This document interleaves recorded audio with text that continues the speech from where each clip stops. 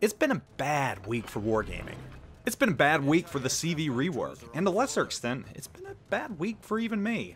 For my part, I voiced an unpopular opinion. Well, I take that back. I chose a very bad video title. I stand by what I said in the video, but I think for many, what I said was largely ignored because again, I chose a bad video title. Juicy clickbait, as another CC called it, though that was not my intention. To be fair, for me the CV rework has indeed rejuvenated my interest in warships. I'm sure for many it has. I also acknowledge that there were several issues and it would be a bumpy road in the beginning. Unfortunately, at the time, I had no clue about the Hakuryu F-spam exploit when I created the video. I had no idea that once it came to light, everyone would rush to use it to farm damage with a broken ship and make tier 10 absolutely miserable. But I also said Wargaming would pull data and start the long road of balancing. You've already started that process. I apologize. I got excited. I saw something shiny and it caught my attention. I tried to point out both sides of the issue to the rework, keeping in mind I don't represent one class of player in the Wargaming community. And if you want someone that's going to be constantly negative, 100% of the time, that's just not me. It's not who I am.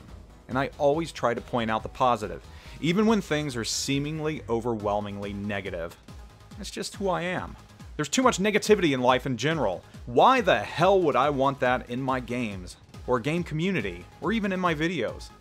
Of course, what I'm feeling pales in comparison to what Wargaming's feeling right now. Their developers are the ones who are on the line right now. They have the game and their jobs to worry about depending on the success of this rework. Honestly though, I think this was a lose-lose situation for them. A controversial class getting a game-changing and redefining rework. What could possibly go wrong? Especially in the court of public opinion, which is a cruel mistress. The shade and anger I've seen thrown their way though has been a little excessive. But it's the internet. Full of keyboard strategists who think they can balance carriers in 2 hours, or people that just thrive on negativity. Wargaming has never been overwhelmingly popular among the most vocal on the forums and elsewhere. And this was all the crowd needed as a platform to start shouting again. Sadly though, it's not all carriers and the rework as a whole that's an issue. Right now it's the Hakuryu, which is straight up broken.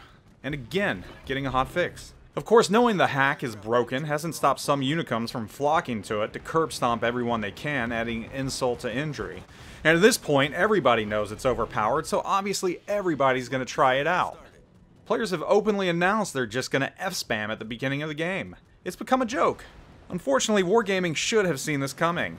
They did see it coming. And while I was blissfully ignorant to the F-spam issue, spending most of my time testing the Tier 8 premium carriers, other testers have come out vocally stating that they raised the issue. So just as I inflicted my own wounds, so too did Wargaming inflict their own. Compounding this, Wargaming probably picked the worst possible time they could to announce Giulio Cesare was getting moved from Tier 5 to Tier 6. I don't know who thought the time was right. Perhaps they were looking for a diversion from the carrier issues. Perhaps it was a planned announcement and they decided to move forward regardless of the CV issues. Either way, the optics aren't necessarily great, and a lot of people obviously are upset about this.